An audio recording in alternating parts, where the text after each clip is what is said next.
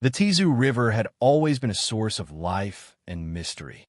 Its waters, shimmering beneath the silver moon, carried whispers of ancient tales, stories passed down through generations about the serpent that lurked beneath its depths. Some said it was a guardian, others a curse. But for Limtong, a young warrior of the village, the river was neither. It was simply a place of solace, where he could escape the burdens of expectation and listen to the water's endless murmurs. One evening, as the sun dipped behind the distant hills, Limtong stood by the riverbank, his spear resting against a moss-covered rock. His thoughts wandered, caught between duty and desire. The village elders had begun pressuring him to choose a bride, a union that would strengthen alliances and secure his family's standing. Yet, he found himself restless, uncertain of a future dictated by tradition. A sudden ripple in the water drew his gaze. At first, he saw nothing, only the swaying reeds and the reflection of the sky above. But then, she emerged, a woman unlike any he had ever seen. Her dark hair clung to her shoulders, beads of water glistening on her skin like the river's own jewels. Her eyes, deep and knowing, met his with an intensity that sent a strange thrill through him. "You are Limtong," she said, her voice carrying the softness of flowing water. He nodded, studying her with wary curiosity. "And you are?"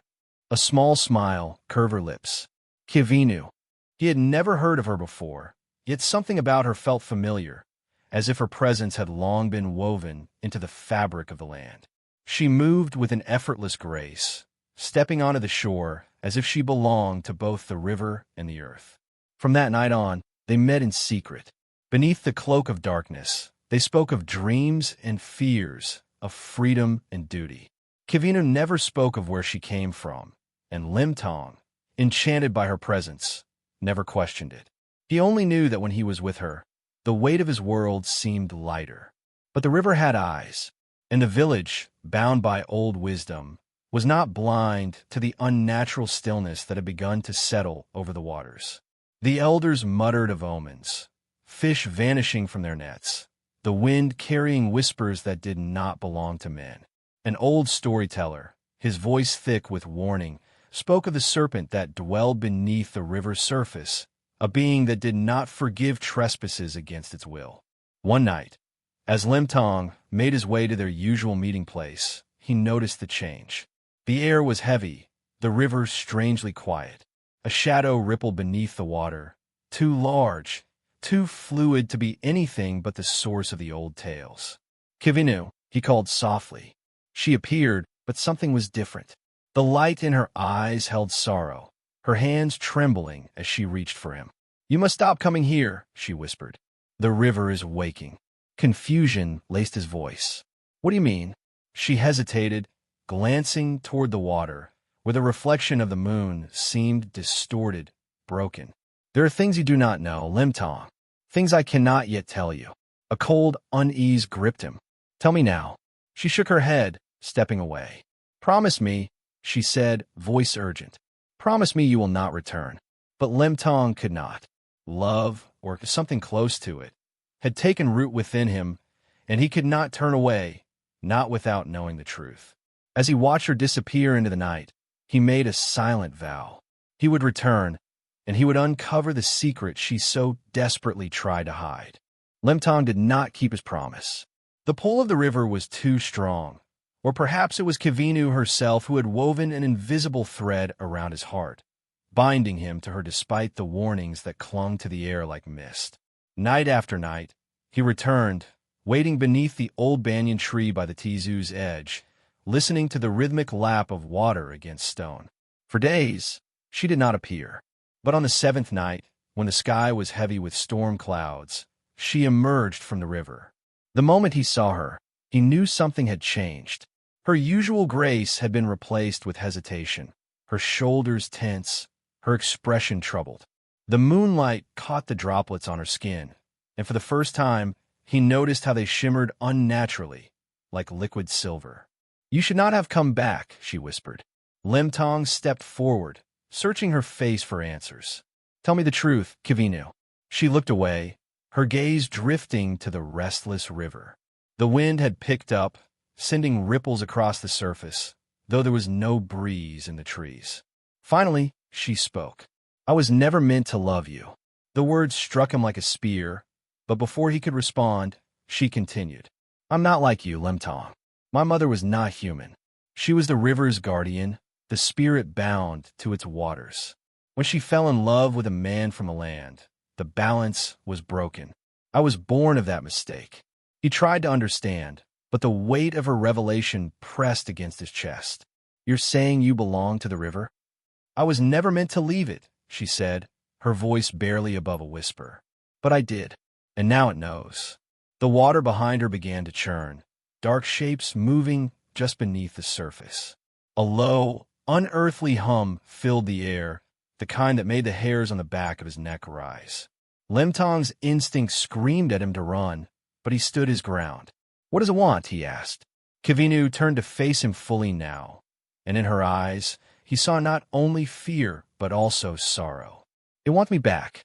It has always wanted me back. But now, because of what I have done, it wants you too." A shadow rose from the river, vast and writhing, its form never quite solid but unmistakably alive. Two glowing eyes, ancient and filled with rage, locked onto Lemtong. The ground beneath him trembled. The river had awakened. A deep voice rumbled through the air, neither entirely human nor beast. "She is bound to me, and now so are you." Lemtong's fingers curled around the hilt of his spear, but Kavinu reached for his arm, shaking her head. "You cannot fight it." He clenched his jaw. "Then what do we do?" The serpent coiled, its massive form rippling through the water, its hunger palpable. The village had spoken of this creature as a legend, but there was nothing mythical about the way it moved, the way it seemed to breathe in the air around them. Kavinu turned to Lemtong, desperation in her voice. "I can stop this, but I need you to trust me." "Trust you?" His heart pounded. "You're asking me to trust you when you've been keeping secrets from me all along?" "I did it to protect you," she cried. "But now there's no time. If you stay, it will take you. If you run, it will follow. There is only one way." Lemtong's mind raced. The river swelled, the water lapping at his feet. He had always been a warrior, trained to fight for his people, to never surrender. But this was a battle he did not understand. Kavinu placed a trembling hand against his chest. "Let me go, Lemtong." His breath caught.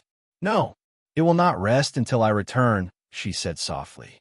"But if I go willingly, perhaps I can quiet its rage."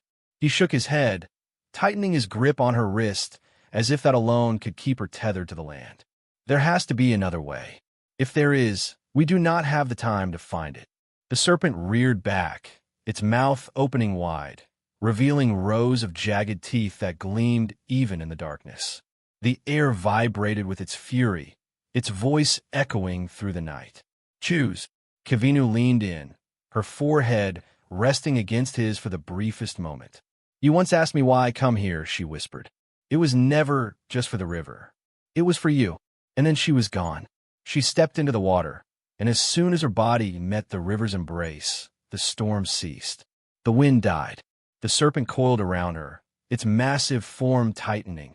And for a moment, Lemtong thought he saw her smile, just a ghost of one, before the water swallowed them both whole. The night returned to silence. The river, once restless, was calm. But Lemtong remained on the shore, staring at the place where she had vanished, his hands clenched into fists. The Tizu had taken her back, but the river had not taken his love. Lemtong did not leave the riverbank that night. He stood motionless as the last ripples smoothed over the surface, erasing any trace of the woman who had just been there. The night air was thick with the scent of wet earth, the wind carrying the distant hoot of an owl, but to him, the world had gone silent. Kavinu was gone, and with her, the part of him that had learned to dream beyond duty. The village woke to find him still, standing by the water, his expression hollow, his spear untouched by the night's turmoil. Whispers passed through the crowd, some murmuring that he had angered the river, others that he had been spared for a reason. The elders did not speak. They only watched, their weathered faces unreadable, as Lemtong turned away from the water at last and walked back toward the village. Days passed, then weeks, but he was no longer the man he had been. He did not join the warriors on their hunts, nor did he sit by the fire to listen to the stories that once filled him with wonder. The river had claimed Kivinu, and though it had allowed him to live, it had taken something from him all the same. Yet, the Tizu was different now. Where once it had carried a sense of unease, a presence that lurked beneath its depths, it now flowed with an eerie calm. The villagers noticed the change, but spoke of it only in hushed tones. Fishermen no longer lost their nets to unseen forces. The waters no longer surged with sudden anger. The river had been appeased, but at what cost? One evening, when the sky burned red with the setting sun, Limtong returned to the place where Kivinu had disappeared. He knelt by the river's edge, trailing his fingers through the cool water. It was strange how something so gentle could hold such power, how something so necessary for life could take it away just as easily. A movement in the water caught his eye. At first, he thought it was nothing more than a fish breaking the surface, but then he saw it. Long strands of black hair floating just beneath the ripples. His breath caught, his heart pounding in his chest, but when he reached out, the hair melted away, dissolving into nothing. That night, the dreams began. He saw her, standing at the center of the river, her form illuminated by the moon's glow. She was neither fully human nor entirely spirit, her body shifting like mist, her eyes holding the weight of something beyond mortality. She did not speak, but her gaze told him everything. She was still there, bound to the river, watching. The dreams came again and again, always the same. At first, he believed them to be mere memories, his mind unable to let go. But then the villagers began to speak of strange occurrences. Lovers who whispered their vows by the river found their promises lasting a lifetime. Those who sought guidance at its edge claimed to feel a presence in the water, a voice too soft to hear, but impossible to ignore. The elders gathered once more, this time not to warn, but to listen. The Tizu had taken Kivinu, but it had also changed. It was no longer just a river. It had become something more, a keeper of love, a guardian of devotion. The people began leaving offerings at its banks, small trinkets, woven bracelets, flowers that drifted gently with the current. Not out of fear, but respect. Limtong never took another bride. He lived, as all men do, but he was never truly part of the world again. His feet walked the land, his hands built and hunted, but his heart remained where the river touched the shore. He aged as men do, his hair silvering, his strength waning, but the dreams never left him. On the night of the harvest moon, many years after Kavinu's sacrifice, he walked to the river one final time. The air was cool, the water lapping softly against the rocks, the sky vast and endless above him. He knelt as he had done so many times before, his reflection rippling beneath him. And then he saw her, not as a dream, not as a memory, but as she had always been, standing just beyond the water's reach, her dark hair flowing, her eyes filled with the same quiet knowing. He did not hesitate. The village awoke to the news that Limtong was gone. His spear was found resting against the old banyan tree, but there were no footprints leading away, no sign of struggle. Only the river, as calm and endless as ever. Some say the river finally took him, that his fate had always been tied to hers. Others believe he chose to follow, stepping willingly into the water, no longer bound by the rules of men. But those who listen carefully, on nights when the wind is still and the moon is high, claim they can hear two voices rising from the depths, weaving together like currents in the tide. The river had taken them, but the river had given them back to each other.